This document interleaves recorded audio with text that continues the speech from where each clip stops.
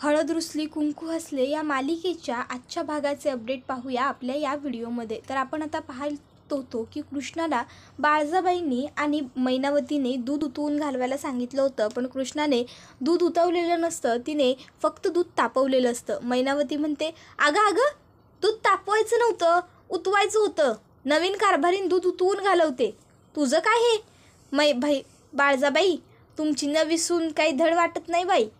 त्यावर लगेचच मैनावतीकडे बाळजाबाई बघतात, तर ती म्हणते, नाही म्हणजे दूध उतवून घालवायचं असतं ना, म्हणून मी म्हणलं। त्याबरोबर लगेचच आता कृष्णा ही मैनावतीला म्हणते, काकी साहेब मला माहीत आहे दूध नवीन नवरी उतवून घालवते ते, अहो पर हे दूध आपण ज्या गाईचं काढतो ते तिच्या वासरासाठी असते, त्याची भूक मारून आपण ते दूध काढतो, मग ते का वाया घालवायचं? कुणाच्या घरात तर एवढं दूध बी नसेल मग। त्याबरोबर बाळजाबाई म्हणतात, 100 खरं बोललीस बघ कृष्णे, पण काय आहे ना, आपल्या घरात कुठल्याही गोष्टीची कमी नाही, रांगडे पाटलांकड प्रत्येक गोष्ट तुडुंब आहे, त्यामुळं तुझ्या घरातल्या कमी आता तू इथं मोजत बसू नगस, आपल्या घरात समद आहे, त्यामुळं आमसने आता काय म्हणायचं हे तुला कळलं असेलच, तुझ्या त्या सवयी तू तिकडंच सोड आणि इसर। त्याबरोबर कृष्णा म्हणते, भाई कळलं मला। त्याबरोबर आता लगेचच कृष्णा ही पुन्हा गॅस पेटवते आणि मग ती अगदी थोडंसं दूध उतून घालवते आणि म्हणते, आता झालं ना तुमच्या मनाप्रमाणे, आणि लगेच गॅस बंद करते। त्याबरोबर बाळजाबाई फक्त उगाचच खोटं खोटं हो असं म्हणतात। त्याबरोबर आता इथे आपण पाहतो की पूजा ही तिच्या घरी आलेली असते, तिच्या घरी म्हणजेच कोल्हापुरेंच्या गावच्या घरी, आणि आता ती घरात येत असते तर तिला आई म्हणत असते, ये बाळा ये, अगं किती वर्षानं किती दिवसानं आली आहेस तू स्वतःच्या घरी, अगं तुला माहीत नाही मला तुझी आई म्हणून केवढी आठवण आली आहे पिला, अगं आता ती अवदसा कायमची गेली बघ आपल्या घरातनं, तू पण केला होतास ना, ती अवदसा जाणार नाही तर घरलाही परत येणार नाही म्हणून, चल बाळा आत चल बस। आणि मग ती लगेचच पूजाला आणून आतमध्ये बसवते सोफ्यावरती आणि लगेच जाऊन तिकडनं तिच्यासाठी पाण्याचा ग्लास घेऊन येते, तिला पाणी वगैरे प्यायला देते। पूजा पाणी पिते आणि विचारते, हाय आता बोल। त्याबरोबर तिची आई म्हणत असते की अगं मी लई आठवण काढली बघ पोरी तुझी, लई मी तुला याद केलं, आता ती कायमची गेली अवदसा आपल्या घरातनं, आता येशील ना माझ्याकडं पिला, तुला आठवण नाही का ग आली तुझ्या आईची, तुला वाटलं नाही का ग तुझ्या आईकडे यावं म्हणून? त्यावर पूजा म्हणत असते, आई वाटलं ना, खूप वाटलं, पण त्या भिक्कारड्या कृष्णामुळे मी कधीच घरी परत आले नाही। त्याबरोबर आपण तिला एकही सुखाचा क्षण मिळूच द्यायचा नाही आहे असं सुद्धा गौतमी म्हणते। त्याबरोबर आता लगेचच सावित्री तिला म्हणते, व्हय ग पिला व्हय, तिच्या आयुष्यात सुखाच्या वाऱ्याची झुळूकसुद्धा येऊ द्यायची नाही आहे आपल्याला, पर त्यासाठी तुला जी काय मदत लागेल का नाही ती म्या करन, तुझी आई तुझ्या संगट आहे, म्या तुला समधी मदत करतो बघ, त्या पोरीला त्या कार्टीला सुखानं जगूच द्यायचं नाही आपण, तिला चांगली अद्दल घडवायची बघ पिला, तुझ्या आयुष्याच्या मागं पडली होती नव्ह ती, आता तिला आपण चांगली अद्दल घडू, पण त्याच्या आधी तुझं मला एखाद्या श्रीमंत घरामध्ये लगीन होताना पाहायचं, एकदा का तुझं लगीन श्रीमंत घरात झालं, तुला वैभवात लोळताना मी बघितलं नव्ह का माझ्या डोळ्यानं, की मग कसं मला सुख घावल्यासारखं होईल, मग मला दुसरं काय बी नगं बघ पिला, कळतंय ना मग तुला? त्याबरोबर ती म्हणत असते, आई माझा सुखाचा संसार बघशील ग, श्रीमंताच्या घरची सून झालेलं सुद्धा पाहशील, पण त्या अगोदर मला त्या भिक्कारड्या कृष्णाला बर्बाद होताना पाहायचंय, मला तिचंच सुख हिरावून घेताना पाहायचंय, कळलं ना तुला मला काय म्हणायचंय ते? त्याबरोबर लगेचच सावित्री म्हणते, भाई कळलं, तुला जे हवं ना पिला ते समद घावल बघ, ह्या आईचा आशीर्वाद आहे तुझ्या पाठीशी। तर इकडं आता बंट्या आणि भक्ती या दोघंजण मिळून कृष्णाचं सामान घेऊन आलेले असतात। बंट्या म्हणत असतो, आयो भक्तीताई केवढं जड आहे ग हे समद। त्यावर भक्ती म्हणत असते, ए बंट्या उगाच नाटकं करू नको, हा असा गड्यासारखा गडी तू, आणि एवढी नाटकं कशापायी करतोय रे, चल उचल पटपट ते सामान घेऊन जायचं आहे ना आतमध्ये। मग आता बंट्या लगेचच पुण्यांदा सामान उचलतो, आता एक पत्र्याची पेटी 2-3 बोचकी त्या सामानात असतात।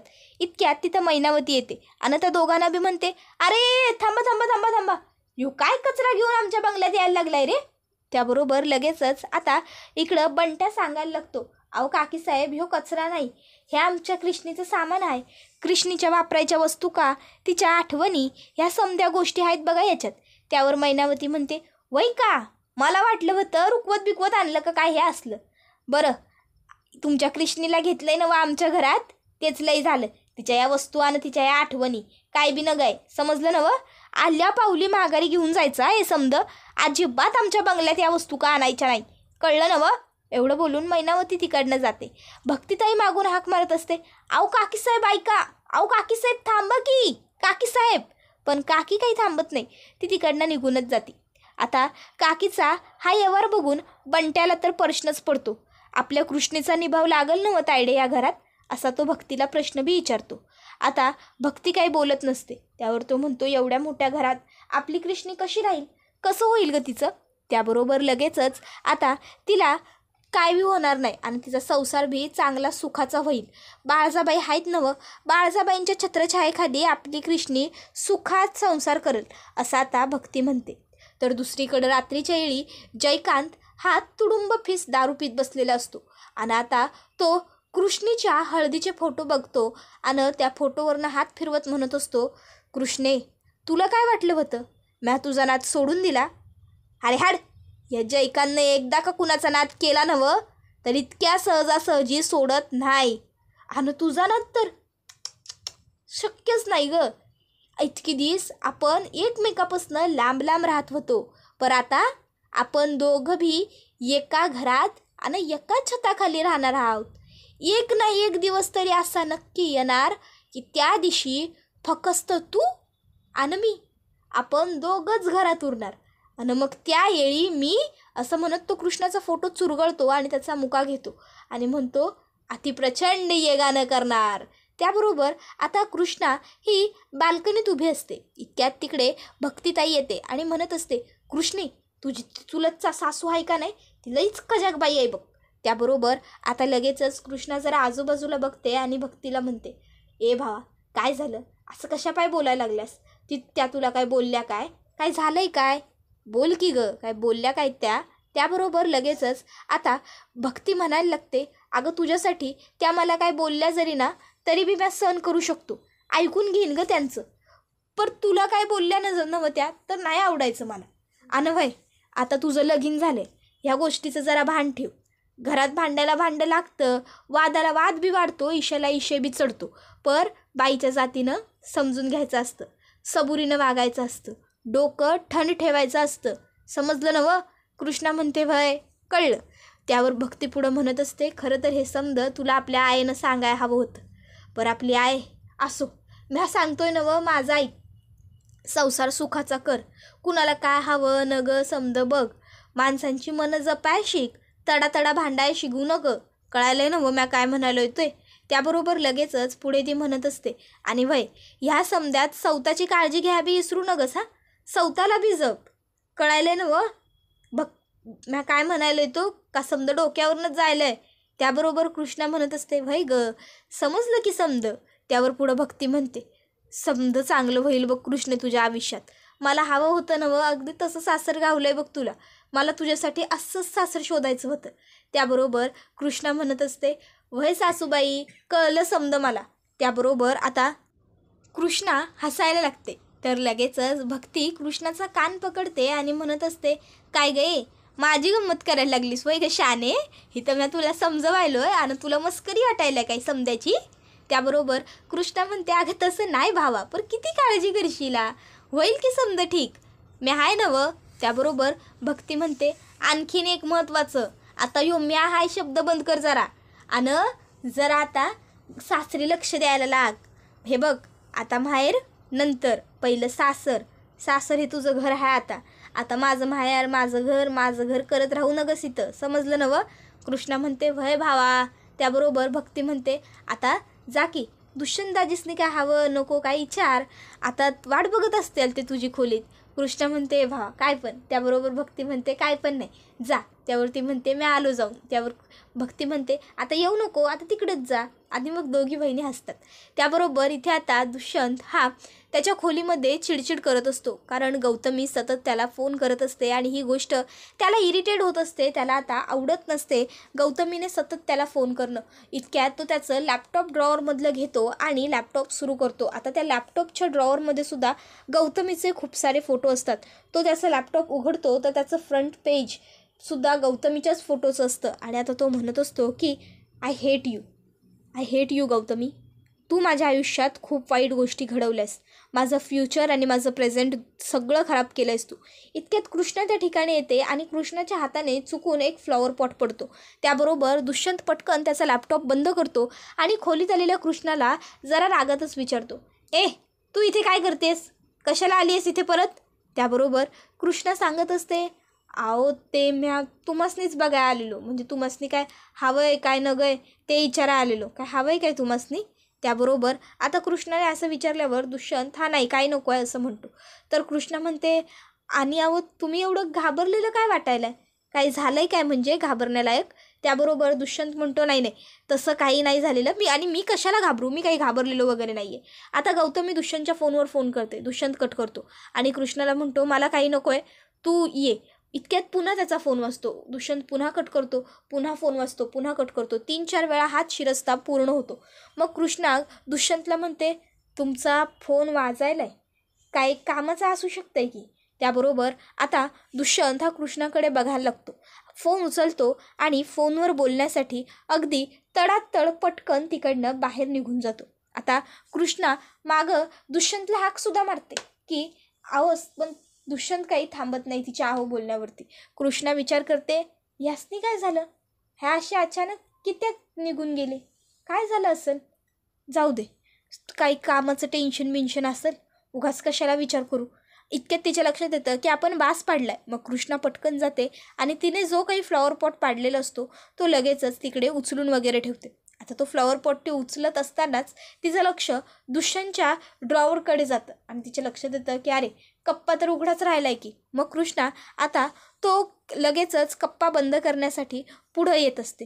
आता कृष्णा ज्या कप्प्याच्या जवळ येत असते बरोबर त्याच कप्प्यामध्ये दुष्यंतने गौतमीचे फोटोज वगैरे सुद्धा ठेवलेले असतात. हळूहळू कृष्णा एक पाऊल पुढे टाकत चाललेली असते. फोटोच्या दिशेने तिची वाटचाल वाढत असते आणि इतक्यात इथे गौतमीने दुष्यंतला फोन केलेला असतो. आता ती फोनवर बोलत असते, हॅलो डी ऐक ना प्लीज, फोन कट करू नकोस प्लीज. अरे माझं खूप प्रेम आहे रेडी तुझ्यावर. लिटरली आज जेव्हा मी त्या मुलीला तुझ्या बाजूला बघितलं ना त्यावेळेस मी स्वतःला इमॅजिन करत होते तिथे, मी स्वतःला बघत होते तिथे. कारण खरंच खूप प्रेम केलं रे मी तुझ्यावर डी, खरंच. दुष्यंत म्हणत असतो, हे सांगायला फोन केलास, कट कर. आणि तो फोन कट करून टाकतो.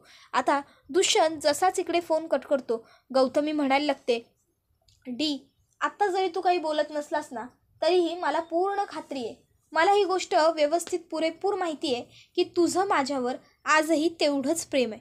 हां, आता सध्या तू माझ्यावर थोडासा रागवलायस, नाराज आहेस, त्यामुळे तू तुझं प्रेम माझ्याजवळ व्यक्त नाही करत आहेस. पण मला माहिती आहे तुझंसुद्धा माझ्यावरती खूप प्रेम आहे, तुझंच माझ्यावरती खूप प्रेम आहे. आज तू माझ्या गोड गोड बोलण्याला भुलत नाही आहेस, पण उद्या नक्की तू माझ्या गोड बोलण्याला भुलशील आणि लवकरच पुन्हा माझ्याजवळ येशील. तर बाळजाबाई मागून येतात आणि कृष्णाला जोरात हाक मारतात, कृष्णे. त्याबरोबर कृष्ण जागेवरच स्तब्ध थांबते. बाळजाबाई आतमध्ये येतात आणि कृष्णाला म्हणतात, काय गं, तुझ्या आईबानं तुला काही शिकवलं नाही का संस्कार? अगं अशी इतकी उतावळी कशी झालीस इथं यायला? त्याबरोबर कृष्णा म्हणत असते, बाळजाबाई आहो. आणि आता कृष्णाच्या डोळ्यामध्ये अश्रू आलेले असतात. कृष्णाचे डोळे लाल भडक झालेले असतात. ती रडायला आलेली असते जवळपास.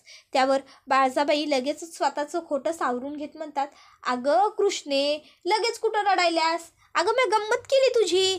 अगं बाय डोळे पूस. अगं अजून जागरण गोंधळ व्हायचा आहे, जोपर्यंत गोंधळ होत नाही तोवर तुला दुष्यंताच्या खोलीत येता यायचं नाही नव.